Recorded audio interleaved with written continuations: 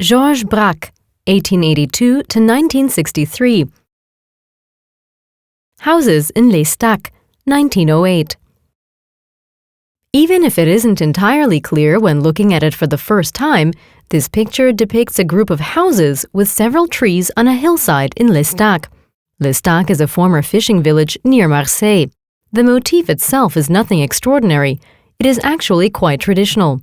However, because of its execution, this work by Georges Braque has gone down in art history as one of the most important landscape paintings of early Cubism. The artist combines architecture and nature in extreme reduction and abstraction. He neglects the classical central perspective and leaves a number of details out.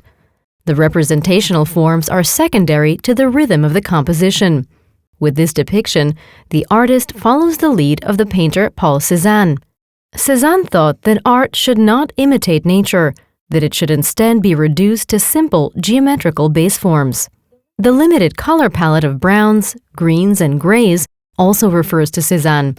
The same goes for the lack of a clarified light source and the non-uniform application of paint between the various color fields.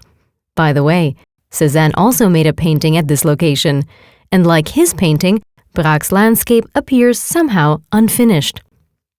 In 1907, a memorial retrospective exhibition was organized to honor Cézanne, who died in 1906. This was the year before Houses in Les Stacks was painted. The two young artists, Georges Braque and Pablo Picasso, visited the exhibition.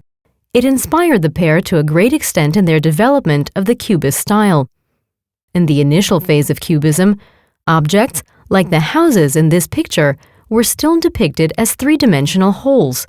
They later became dispersed and disassembled to a greater and greater extent. The representation of the bodily was eliminated in favor of the two-dimensional. The Bern-based merchant and art collector Hermann Rupf bought the old painting by Braque in the year it was made and donated it to the Bern Museum of Fine Art in 1954, along with a number of other paintings.